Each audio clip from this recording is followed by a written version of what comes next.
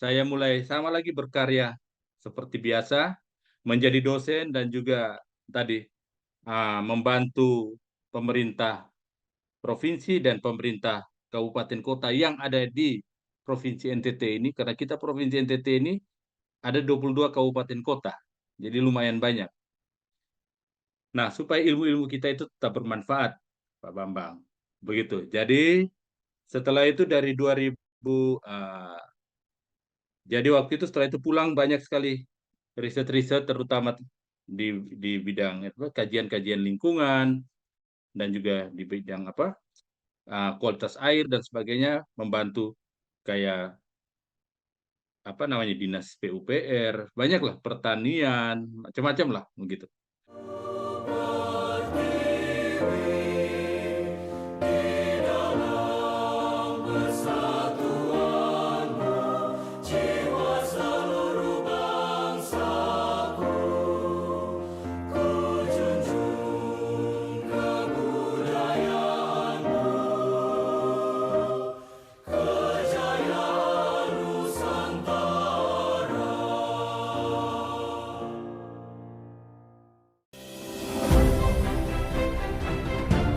Saya Bambang Sadono di kanal Inspirasi untuk Bangsa. Saat ini saya sudah bersama dengan salah seorang alumni Fakultas Fisika gitu. IPA. Kakak-kakak kelas itu memang inspirasinya dengan di pusat.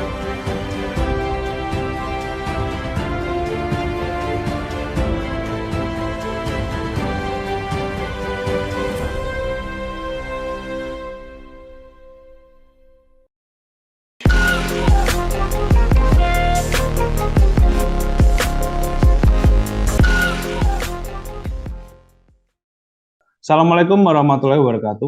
Kembali lagi bersama saya Bambang G.R. Sadono di channel Inspirasi untuk Bangsa pada program Alumni Kebanggaan FMIPA UGM.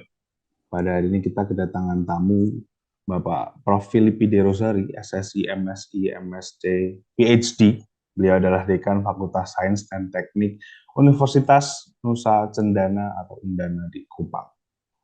Beliau lahir di Bandung 14 November 1974.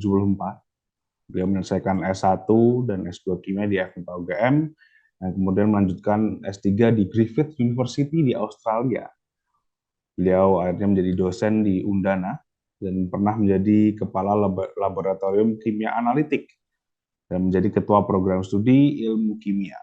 Dan sekarang menjadi ketua program studi ilmu lingkungan dan saat ini menjadi Dekan Fakultas Sains dan Teknik Universitas Nusa Cendana di Kupang. Namun sebelum kita mulai bercerita-cerita mungkin mengenai kenangan di FMIPA UGM, sebelumnya akan saya tanyakan terlebih dahulu, bagaimana kabarnya nih, Prof. Filipi? Kabarnya, puji Tuhan, alhamdulillah baik, sehat, walafiat. Cuma memang di Kupang sini sedang hujan ya. Sudah beberapa hari hujan dan badai, tapi ya semoga semuanya aman. Begitu. Amin, amin. Di sini juga di Semarang juga lagi hujan. Banyak hujan nih Prof. Filipi. Jadi ya semoga para penonton di rumah tetap jaga kesehatan, tetap aman seperti itu. Namun jika kita kembali ke topik sebagai alumni kebanggaan FMIPA UGM, Prof. Filipi, mungkin bisa diceritakan nih bagaimana Prof. Filipi bisa tertarik masuk FMIPA UGM pada awalnya. Monggo. Baik, terima kasih, Bambang. Ini tanyaan menarik ini. Jadi sebenarnya saya itu sekolah saya itu di tempat yang terpencil ya, di satu kota di Ende, di Flores. Tahun-tahun itu ya tidak seperti yang sekarang ya. Nah, jadi waktu itu informasi tentang sekolah dan sebagainya itu tidak seperti sekarang. Belum ada internet. Saya tamat tahun 93, dan waktu itu saya mencoba untuk langsung ke Jogja. Gitu. Dan di Jogja, saya coba jalan-jalan ke kampus Bulak Sungur. Saya lihat, wah ini kampusnya besar sekali gitu. Dan ya alangkah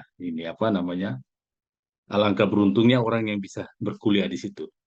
Dan waktu itu ketertarikan saya pada kimia, itu sederhana saja bahwa guru saya waktu itu waktu di SMA itu adalah guru kimia yang tamat dari IKIP Negeri Jogja. Dan beliau selain menceritakan tentang kimia juga menceritakan tentang Jogja. Dan akhirnya kami juga waktu itu memutuskan untuk ke Jogja dan saya memilih kimia. Dan waktu itu terus terang aja, nanti lapangan pekerjaannya seperti apa, itu tuh saya belum terlalu ini. Pokoknya pilih saja yang saya suka, begitu. Intinya seperti itu, awal-awalnya. Nah, lalu ikut tes UMPTN waktu itu namanya. Pak Bambang ketika ikut tes, saya langsung memilih kimia. Dan alhamdulillah, puji Tuhan, lolos waktu itu. Lolos. Jadi kami ini adalah utusan daerah yang salah satu yang lolos waktu itu, Pak. Dan cukup bangga juga waktu itu kita yang dari NTT, dari pulau kecil, bisa masuk di salah satu universitas yang terkenal di Indonesia. Gitu. Zaman itu ya. Dan ketika masuk kuliah di situ,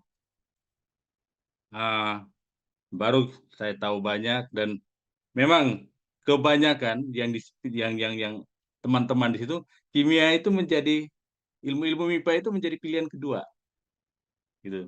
Zaman itu ya, yang pilihan pertama kedokteran, pilihan kedua MIPA, pilihan pertama teknik, pilihan kedua MIPA. Nah, tetapi dosen-dosen kita tuh dosen-dosen yang luar biasa, bagaimana mereka memaintain itu dan akhirnya saya tetap berketetapan hati untuk tetap memilih kimia untuk sampai selesai. Begitu, ceritanya gitu.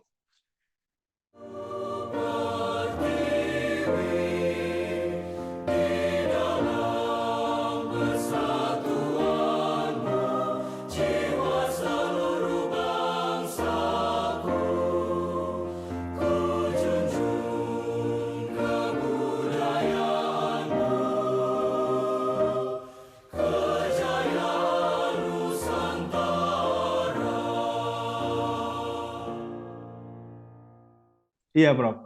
Mungkin apa boleh mungkin tadi saya ambil sedikit ya pada saat pertama kali masuk itu. Jika saya boleh tahu nih, Prof, itu pada saat itu perasaannya bagaimana tuh, Prof? Pada saat pertama kali masuk, itu kan maksudnya setelah perjuangan tadi UMPTN, pertama kali masuk di FMIPA UGM, itu perasaannya bagaimana dan kemudian pengalaman dan kenangan apa yang didapat pada saat kuliah di sana nih, Prof? Monggo. Ya, jadi setelah masuk ya, tadi saya katakan, saya masuk pertama kali masuk di kampus Bulak Sumur itu, saya kaget gitu, Mas. Lihat, selamat datang di kampus rakyat Universitas Gajah Mada, putar, soalnya ini kampusnya ini kok besar sekali gitu, zaman itu. Ini seperti luasnya seperti di apa namanya, di kota Ende gitu ya, luas kampusnya. Zaman itu ya, Mas ya. Nah, akhirnya sudah saya masuk di situ dan berproses dan alhamdulillah puji Tuhan di situ yang saya rasa ini adalah pertama bahwa diversity-nya. Jadi teman-teman saya itu dari seluruh penjuru tanah air, ya, seluruh. Memang banyak orang-orang dari Jawa, Jawa Tengah, Jawa Timur, tetapi nah jadi kita berkumpul di situ dan akhirnya kita bukan hanya belajar tentang apa namanya, bukan cuma belajar tentang pendidik, tetapi belajar juga tentang budaya setempat ya. Kita sudah mulai belajar bahasa Jawa juga waktu itu ya. Nah, lalu juga ah, kita juga mulai ikut dalam kegiatan-kegiatan baik di himpunan mahasiswa jurusan, juga kegiatan-kegiatan di apa namanya di gelanggang mahasiswa waktu itu sebelum dibongkar ya. Kita di situ banyak sekali ikut kegiatan dan itu saya merasakan sekali atmosfer akademik itu yang ada di UGM ya. Nah, jadi uh, saya pada waktu itu saya ingat sekali bahwa kita inilah kita selain di kelas kita berdiskusi, lalu UPT perpustakaan itu bukanya sampai jam 1 malam. Jadi waktu itu kami juga ya namanya ini sering nongkrong-nongkrong di situ ya sampai jam 1 malam ya. Jadi berinteraksi di situ dengan berbagai dengan teman-teman. Lalu juga yang saya juga senang waktu itu kita berpraktikum ya. Praktikum itu menambah kompetensi kita, skill kita dalam ini apa kimia, dan akhirnya alhamdulillah setelah selesai setelah selesai kuliah waktu itu saya waktu itu dibimbing oleh Prof. Narsito. Beliau orang hebat, almarhum Prof. Narsito. Beliau orang yang sangat hebat. Nah, beliau itu bagi saya sudah seperti ayah saya waktu itu. Beliau itu bagaimana apa namanya menuntun saya dari awal sampai cara berpikir saya, cara bertindak itu beliau banyak memberikan masukan-masukan yang hebat sehingga akhirnya waktu setelah saya selesai, ketika itu ada beasiswa namanya DO Project, Development Undergraduate Education dari Bank Dunia, Pak Mas Bambang. Nah, beliau mengajak saya untuk coba mendaftarkan beasiswa itu. Dan alhamdulillah, puji Tuhan, saya mendaftarkan dan saya lolos. Jadi saya itu tamat S1 tidak lama. 98 saya tamat, lalu antara 98 sampai 99 itu saya ikut proyeknya beliau, proyeknya Pak Narsito waktu itu. Setelah itu 99 saya ikut lagi, saya langsung melanjutkan S2 di UGM. Waktu itu saya mengambil kimia lingkungan, begitu. Nah, S2 itu waktu itu saya berpikir bahwa pendidikan itu investasi. Dia akan hilang kalau kita mati atau kita setengah mati. Gitu. Intinya begitu. Nah, jadi saya melanjutkan studi itu. Nah, ketika mau selesai studi, Pak Narsito menanyakan kepada saya, Prof. Narsito, Lip, kowe iki piye?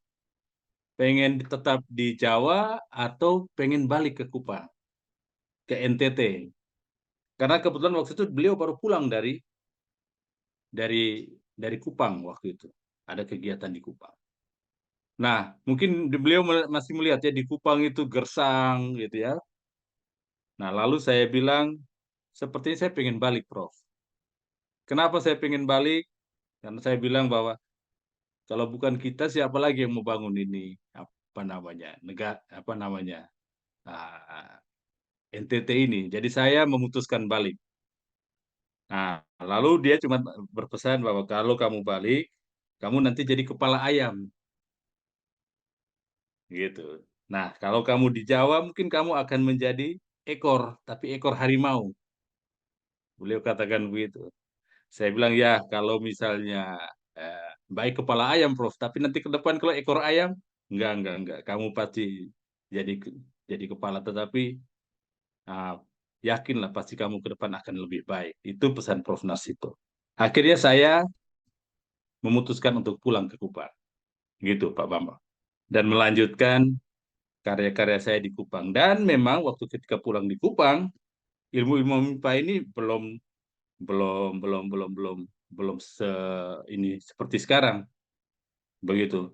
Jadi orang beranggapan bahwa ketika kita memilih MIPA itu kita jadi guru, entah guru kimia, guru matematika, guru fisika, begitu, begitu. Tapi ketika itu uh, Universitas Nusa Cendana membuka peluang untuk menjadi dosen dan waktu itu saya juga ikut melamar dan saya diterima.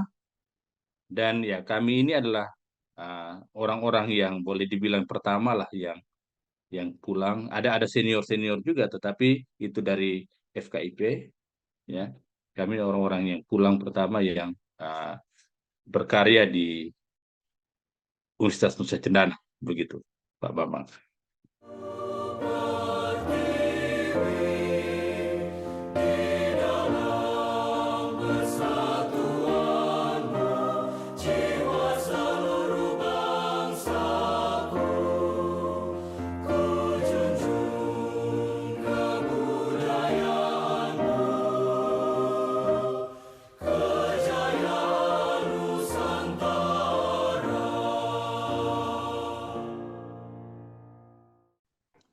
Baik, Prof. Jadi sebenarnya pertanyaan selanjutnya kan mengenai kesempatan karir ya, Prof. dari S1 FMIPA UGM. Namun mungkin sepertinya banyak penonton yang belum tahu kesempatan karir dari S2 dari FMIPA UGM seperti itu ya Pak. Jadi kalau buat di FMIPA UGM sendiri dari tingkat S2 itu sebenarnya kesempatan karirnya itu bagaimana sih Prof? Mungkin untuk para penonton yang belum tahu mengenai jenjang karirnya dari S2 FMIPA UGM mungkin bisa dijabarkan Prof. Baik, baik. Jadi Pak Bambang, ketika 99 tadi saya selesai, saya mulai kuliah S2 dan selesai 2001, saya balik ke Kupang. Ketika balik ke Kupang 2022, mulai berkarir, baru 3 bulan di Kupang, karena orangnya tidak banyak, saya diangkat waktu itu oleh pimpinan Ustadz menjadi kepala laboratorium kimia analitik. Itu laboratorium terpadu. Nah, laboratorium terpadu yang punyanya Undana. Saya dipercayakan diangkat menjadi kepala laboratorium kimia analitik. Waktu itu 2002, ya. Jadi saya tuh cuma 3 bulan ketika di ini langsung diangkat jadi kepala, begitu, kepala lab. Tapi ya, nah ketika saya pulang ke sini, ya, lab itu peralatannya itu cukup lengkap, Mas Bambang. Kenapa cukup lengkap? Karena waktu itu Undana ada kerjasama dengan pemerintah Australia, begitu. Namanya Project IUP Project dan juga dengan Bank Dunia. Jadi relatively peralatan-peralatan instrumen-instrumen untuk analisis waktu itu ya seperti FTIR zaman itu, lalu apa namanya AAS, lalu GC, apa itu sangat lengkap waktu itu. Cuma memang yang mengelolanya ini belum banyak. Gitu. Nah, ini waktu itu saya berpikir bahwa ini sebenarnya kesempatan yang sangat penting bagi saya untuk bagaimana mengembangkan ini. Karena apa? Karena panggung sudah diberikan kepada saya untuk menjadi kepala tadi, kepala lab. Nah, apa yang saya buat? Yang saya buat waktu itu adalah saya coba membuatkan profil, ya, profil. Yaitu saya belajar di Lakvip, belajar dari Prof. Narsito. Saya buatkan profil, lalu setelah itu saya buatkan tulisan-tulisan tentang bagaimana pentingnya laboratorium dalam pengambilan keputusan waktu itu. Dan itu saya sebarkan di pemerintah kabupaten kota dan juga pemerintah provinsi NTT. Lalu juga setelah itu saya ajak teman-teman waktu itu untuk kita coba bekerja sama-sama. Nah, pada waktu itu terus terang saja tulisan-tulisan saya itu saya muat di dalam opini ya, di opini di koran-koran lokal di daerah. Karena saya berpikir bahwa yang akan membaca opini itu adalah siapa? Adalah para pengambil keputusan. Jadi ya orang-orang kepala dinas, eselon 2-nya atau eselon 3. Jadi itu. Dan ya saya alhamdulillah juga karena ketika waktu saya di Jogja, selain saya belajar tadi di MIPA, saya juga punya banyak komunitas yang akhirnya mengencourage saya untuk bisa menulis di teman-teman di MIPA itu. Jadi akhirnya saya bisa menulis begitu, menulis di koran lokal ya. Nah, selanjutnya Pak Bambang waktu itu saya buatkan itu lalu kami tawarkan untuk ada jasa analisis, ada jasa pelatihan, dan juga ada jasa untuk konsultasi. Begitu. Nah, jadi lab kita yang awalnya itu tidak terlalu ramai, akhirnya ramai sekali karena tadi apa namanya? Banyak sekali misalnya analisis-analisis misalnya air, tanah, udara ya, bahan makanan dan sebagainya itu. Dan saya tahukan kepada teman-teman semua waktu itu yang dari alumni, dari orang teman-teman di MIPA juga bahwa ingat ilmu itu mahal gitu. Nah, jadi kita mulai membuat itu, lalu membuat jasa-jasa apa namanya kegiatan-kegiatan pelatihan yang kita buat untuk guru-guru SMA, untuk apa namanya teman-teman di apa namanya di dinas lingkungan hidup, di pokoknya pelatihan-pelatihan sederhana. Dan tanggapannya luar biasa dan secara ini kita mendapatkan income yang luar biasa juga pada waktu itu. Nah, dari 2020 tadi saya menjabat 2000, dan dari 2022 sampai 2025 saya berpikir bahwa ini memang ini, Pak. Dan waktu itu saya sudah mulai tahu bahwa oh ternyata salah satu permasalahan di NTT itu adalah air. Air, air. Jadi water scarcity itu menjadi momok. Ya, karena tadi kita sering turun ke lapangan gitu ya, lalu menganalisis dan mereka menceritakan ini. Nah, akhirnya tahun 2005 saya memutuskan, saya minta ini apa? Mohon izin untuk memutuskan untuk melanjutkan studi lagi, S2 ulang lagi, Pak Bambang.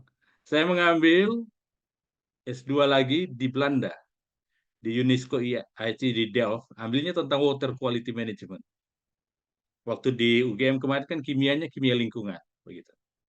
Jadi ambil water quality management, setelah pulang dari 2006 sampai 2008 saya di Belanda, beasiswanya Nufik, ya, beasiswa Stunet namanya zaman itu. Beasiswa Stunet 2008 saya selesai, makanya dapat MSc lagi, begitu. Setelah itu pulang dari Belanda, saya mulai sama lagi berkarya seperti biasa, menjadi dosen dan juga tadi membantu pemerintah provinsi dan pemerintah kabupaten kota yang ada di Provinsi NTT ini, karena kita Provinsi NTT ini ada 22 kabupaten kota, jadi lumayan banyak. Nah, supaya ilmu-ilmu kita itu tetap bermanfaat, Pak Bambang. Begitu. Jadi, setelah itu dari 2000, jadi waktu itu setelah itu pulang banyak sekali riset-riset, terutama di bidang kajian-kajian lingkungan, dan juga di bidang kualitas air dan sebagainya, membantu kayak apa namanya dinas PUPR, banyaklah pertanian, macam-macam lah begitu. Nah, setelah itu sekitar 2013 saya mengambil S3, mendaftar S3 dan menggunakan beasiswa outside, kalau tahu AAS, Australian Award Scholarship, dan akhirnya saya lolos dan melanjutkan studi di Brisbane, di Griffith University di Brisbane, Australia. Selesai 2017. Nah, ketika pulang tahun 2017 itu saya dipercayakan oleh teman-teman untuk menjadi koordinator prodi kimia. Ketika menjadi koordinator prodi kimia itu cuma sekitar setahunan. Setelah itu di prodi ilmu lingkungan, itu waktu itu mereka membutuhkan orang untuk yang bisa bekerja ini, karena apa? Karena waktu itu ada permasalahan akreditasi. Ada bagaimana kita harus menyelesaikan akreditasi prodi ilmu lingkungan, dan saya diminta khusus oleh Pak Rektor untuk ke prodi ilmu lingkungan S2 waktu itu untuk menjadi korprodi dan menyelesaikan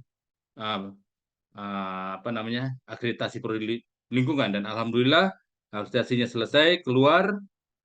Nah, nilainya lah baik sekali waktu itu. Selanjutnya dalam perjalanan saya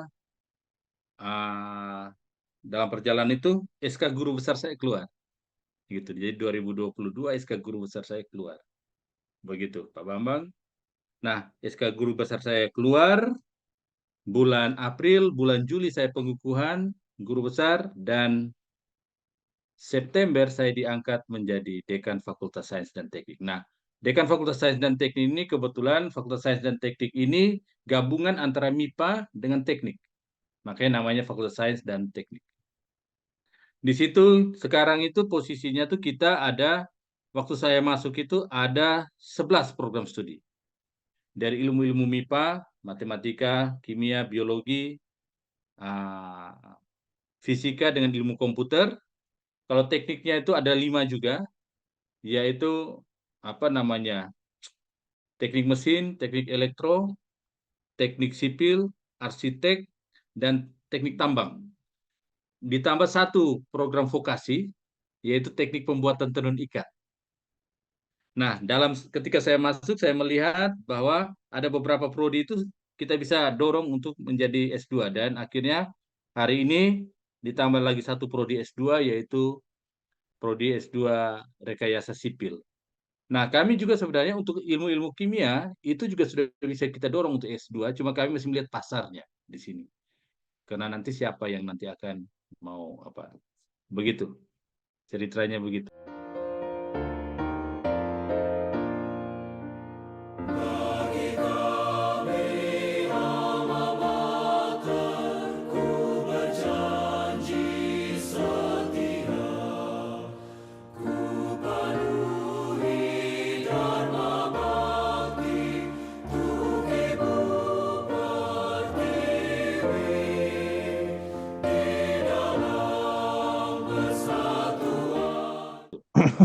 Bambang. Iya, baik Prof. Sangat luar biasa sekali tentunya untuk sebuah cerita inspirasi bagi para penonton di rumah. Bagaimana ini karir akademik dari Prof. Philip yang sangat luar biasa hingga sekarang tadi ya, SK Guru Besar tadi tahun 2022 tadi baru keluar dan sekarang menjadi Dekan Fakultas Sains dan Teknik seperti itu. Walaupun jika boleh saya bertanya lebih, apa yang membuat Prof. Filipi sebegitu semangatnya dalam mengejar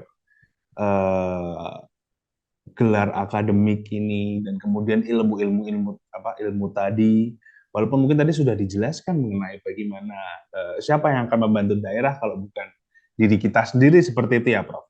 Tapi apakah ada alasan lain atau yang menyemangati diri Prof. Filipi sendiri mengenai saya harus belajar, saya harus terus mengejar karir ini, apa nih Prof?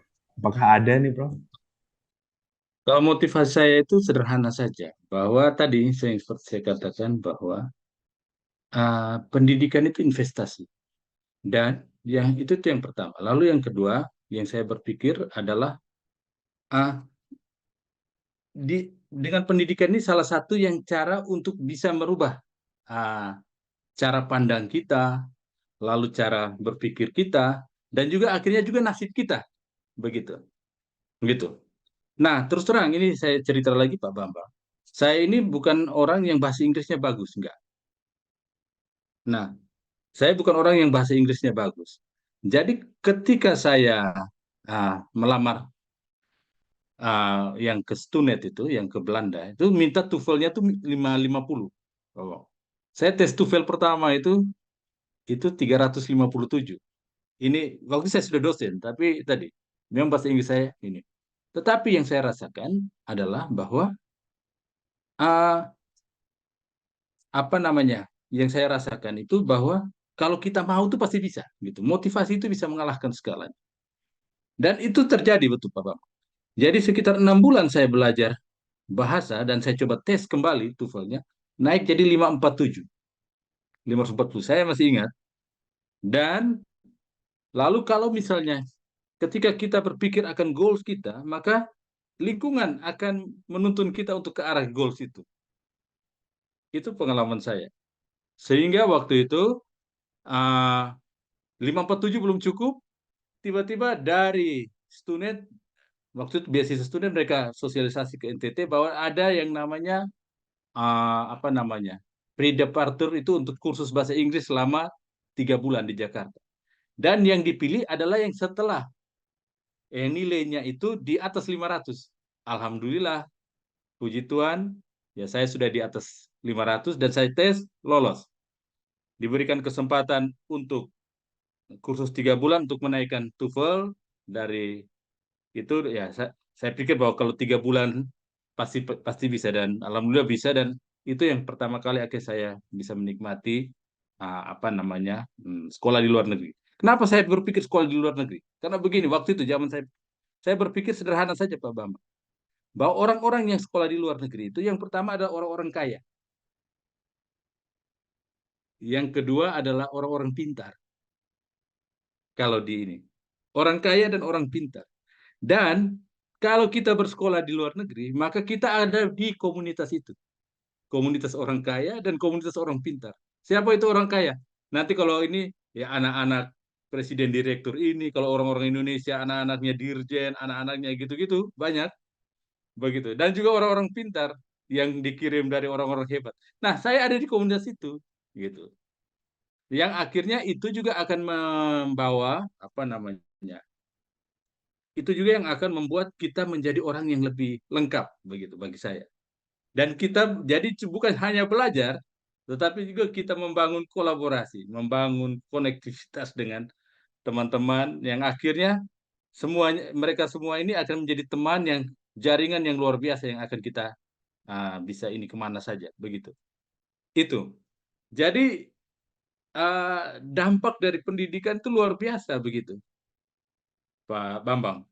Sama, ketika setelah pulang, saya lanjut lagi ke Australia dengan berbekal tadi.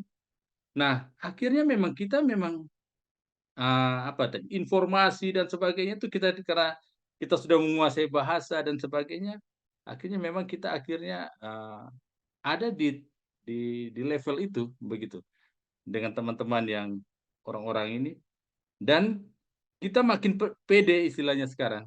Nah, kita makin pede dan orang melihat kita juga seperti pede begitu. Begitu. Nah, tinggal bagaimana tadi kita jangan jumawa, kita tetap rendah hati, mentransfer ilmu kepada ini. Itu yang pertama. Lalu yang kedua juga, dengan adanya seperti itu kita bisa menginspirasi banyak orang.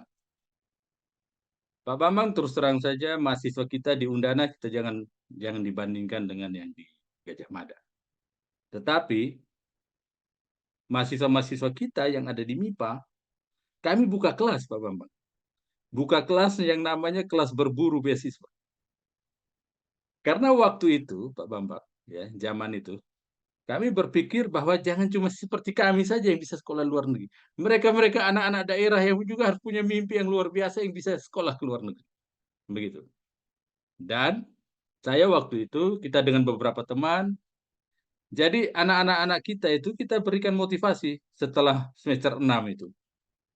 Sambil itu kita kasih kursus TOEFL gratis tuh Pak Bambang kepada mereka-mereka yang semester 6 anak-anak kami. Dan alhamdulillah lalu setelah itu kita berikan ini apa namanya? Kita berikan motivasi kepada mereka. Motivasinya kadang sederhana-sederhana saja. Bahwa kita cerita yang enak-enak. Sekolah di luar negeri itu seperti ini, begitu. Nah, kenapa kami berpikir bahwa kalau ada anak-anak NTT yang bersekolah di luar negeri, mereka sekolah dan nanti mereka pulang ke NTT, mereka akan membangun NTT dengan caranya mereka. Gitu. Jadi kita ini lalu mereka apa namanya? Lalu kita juga mengencourage bahwa kamu tuh bisa, kamu tidak kalah dengan yang lain, begitu. Dan alhamdulillah, puji Tuhan, alumni-alumni kita dari MIPA, dari kimia, fisika, matematika Undana, itu banyak sekali yang sekolah ke luar negeri. Begitu. Begitu Pak Bambang. Padahal waktu itu belum ada LPDP. Begitu. Nah, apalagi sekarang Pak Bambang. Begitu. Kita dorong mereka supaya tadi mereka lebih percaya diri, supaya satu titik ketika mereka pulang mereka bisa membangun daerah. Begitu. Nah, jadi banyak mereka ada yang memanfaatkan tadi, yang ke Australia menggunakan outside, yang ke Jerman menggunakan DAAD, yang ke Jepang menggunakan Mombuso atau JICA, yang ke Eropa menggunakan Stunet, ada juga yang menggunakan beasiswa Erasmus, ke Scheveningen ke Inggris, macam-macam begitu.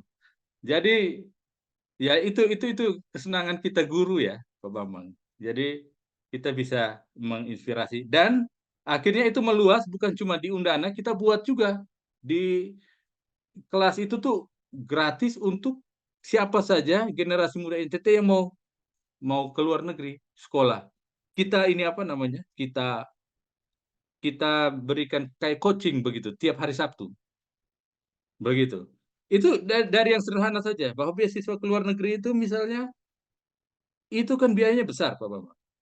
Kalau satu master itu sekitar 1,2 sampai 2 miliar. Nah ini kan siapa yang mau kasih kita uang sebanyak itu, orangnya tidak kenal, nah itu. Kita berikan itu. Sampai kita kasih bantu mereka kursus sampai kepada apa namanya wawancara. Bagaimana wawancara dengan mereka? bagaimana membuat ini apa CV yang baik supaya itu apa namanya, kita bantu begitu. Itu yang saya rasakan ya. Ya senang juga Pak Bambang.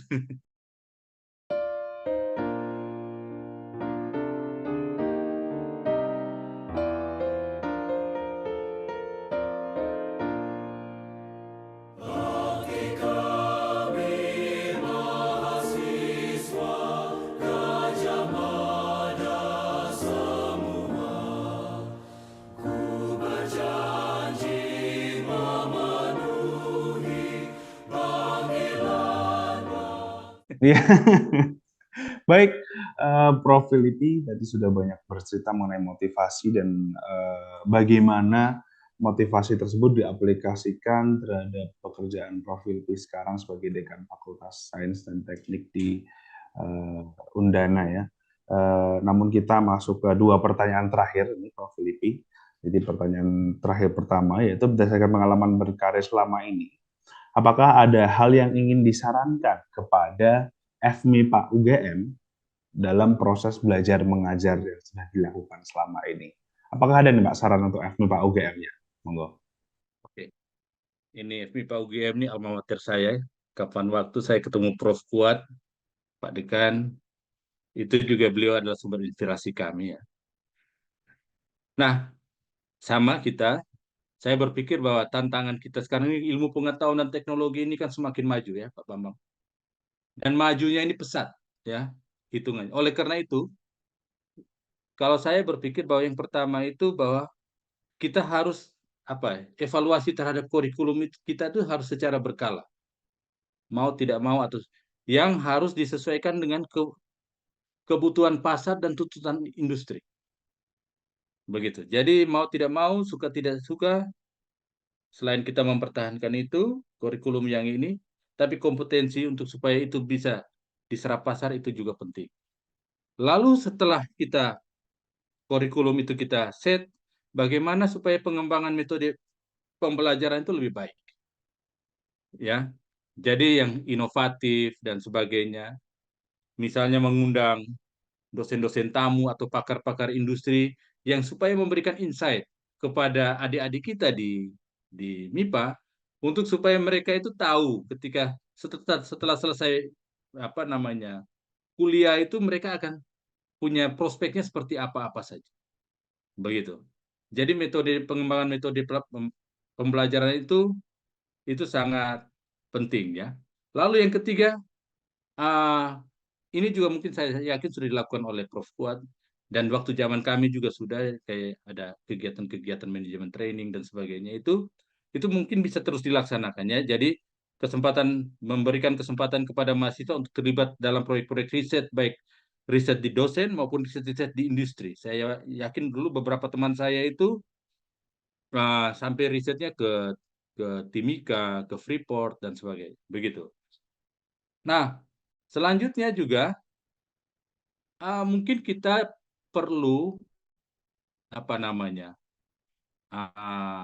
fasilitas dan infrastruktur di kampus, begitu. Nah, saya yakin bahwa kalau di UGM sudah lebih bagus daripada tempat kami, tetapi juga harus disesuaikan dengan kebutuhan industri.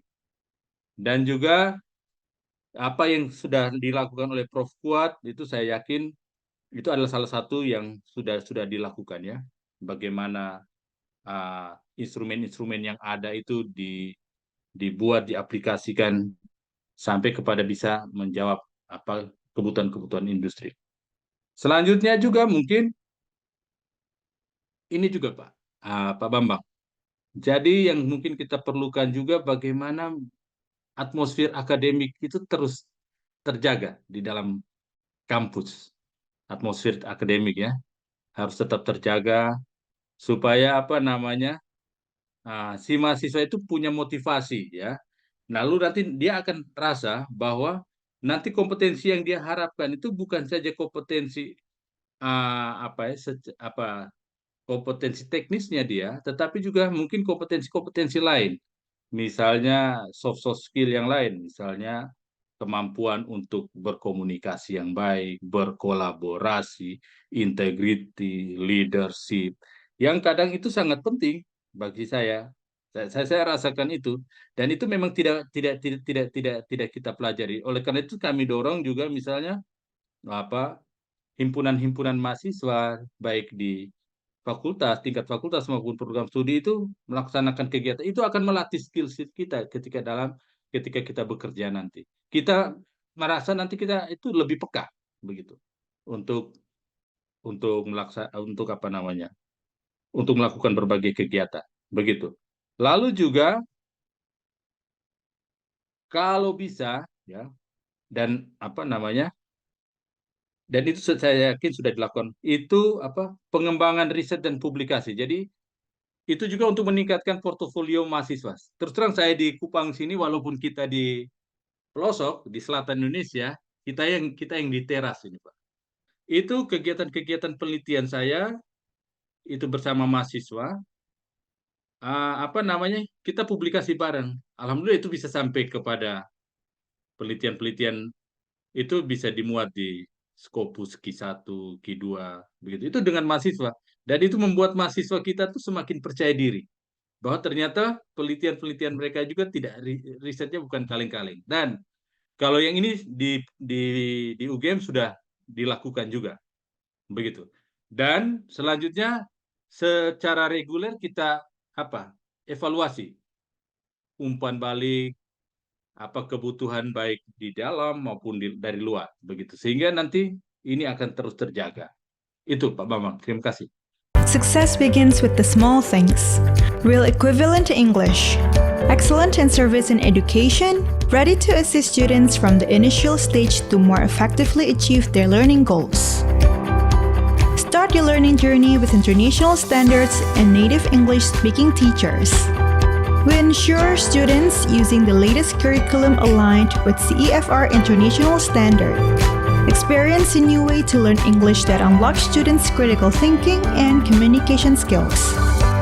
Maximize their potential with official tests from IELTS, TOEIC, TOEFL IBT, and TOEFL ITP to seize every opportunity and compete globally. Real equivalent English. Spirit to speak and be heard by the world. Baik, kalau Philip tadi sudah banyak poin-poin yang solid juga tadi dari Prof. Philip ya. Mungkin itu bukan hanya untuk FMIPA UGM saja, namun juga bagi FMIPA dari universitas lain tentunya Pak. Jadi nanti tingkat institusi pendidikannya juga semakin bagus seperti itu Pak Philip. Kemudian pertanyaan terakhir nih Pak, jadi kan tadi sudah saran untuk FMIPA UGM. Sekarang saran untuk mahasiswanya nih Pak yang masih belajar dan membekali diri di FMIPA UGM tersebut. Apakah ada saran nih Prof untuk mahasiswa? Kalau saran buat mahasiswa itu sederhana saja. Yang pertama bahwa kalau kita mau sukses itu, kalau saya itu biasa berpikir tentang 3 hal. Yang pertama kita harus punya kompetensi. Dan kompetensi yang punyanya kita itu harus sampai kompetensi tingkat dewa. Begitu. Kompetensi tingkat dewa itu artinya apa? Kalau dia ahli komputer, menjadi orang ahli komputer yang hebat. Kalau ahli kimia, apapun tentang kimia, dia harus tahu banget ya. Jadi dan waktu untuk apa namanya membekali diri itu adalah waktu ketika kita kuliah. Meningkatkan kompetensi itu. Ya. Nah, lalu juga jadi knowledge dan skill itu menjadi penting. Nah, skill ini baik hard skill maupun soft skill. Begitu. Nah, soft skill yang kita harus punya itu untuk mahasiswa itu adalah tadi kemampuan-kemampuan untuk berkolaborasi, kemampuan-kemampuan untuk tadi berkomunikasi dengan baik, menyampaikan usul saran yang dengan cara yang pantas, yang meyakinkan, begitu. Lalu leadership, jujur, persisten. Nah, oleh karena itu mahasiswa FMIPA kalau boleh, kalau kegiatan-kegiatan ekstrakurikuler itu harus ikut terlibat banyak sehingga itu akan meningkatkan kompetensi-kompetensi itu. Nah, itu. Lalu juga mungkin kompetensi kalau di blended itu bisa misalnya ketika mereka melakukan magang, hard skill-nya dapat, soft skill-nya juga dapat. Di budaya kerjanya seperti apa, mereka bisa ini apa dapatkan. Dan kalau mereka ikut berbagai kegiatan kan nanti mereka punya portofolio, Pak Bambang. Portofolio itu yang nanti mereka bisa gunakan untuk apa saja, termasuk mencari beasiswa. Karena ternyata dia sudah pernah jadi ini, jadi ini, jadi ini. Yang mungkin dulu kita tidak pernah berpikir itu. Ternyata itu dilihat oleh yang lain, yaitu reviewer kita. Begitu. Nah, itu kompetensi itu. Itu yang pertama. Lalu yang kedua, yang saya berpikir adalah harus fokus. Kadang fokus. Kadang kita itu tidak fokus. Jadi banyak orang pintar tapi hidupnya itu tidak fokus. Nah, jadi saya mau jadi apa ke depan itu gitu. Ketika kita fokus, kita akan membekali diri kita sebaik mungkin. Begitu. Jadi misalnya saya misalnya sederhana saja, saya tidak pernah berpikir menjadi dekan, tetapi karena saya fokus tadi tapi yang saya berpikir fokus adalah menjadi guru besar. Nah, dan ketika kita kerjakan dan kita doakan, alhamdulillah itu akan tercapai. Begitu, kita fokus. Nah, banyak orang yang pintar tapi mereka tidak fokus. Akhirnya hidupnya tidak kemana-mana saja. Jadi yang saya ini, mereka harus kalau bisa fokus. Nah, lalu juga ketika mahasiswa juga jangan lupa membangun jaringan sebanyak mungkin. Kita tidak pernah tahu orang-orang itu nanti ke depan jadi apa. Tetapi pengalaman saya menunjukkan bahwa orang-orang yang dulu di sekitar kita itu kita selalu berbuat baik. Dan ini ternyata mereka-mereka itu juga ke depan juga yang juga bisa mendukung kita, mendukung karir kita ke depan. Gitu. Dan jangan lupa juga mahasiswa harus bisa meningkatkan kemampuan bahasa. Bahasa Inggris itu sudah minimal, tidak ditawar-tawar lagi. Itu harus, begitu. Insya Allah kalau bisa mendapatkan menguasai bahasa asing yang lain.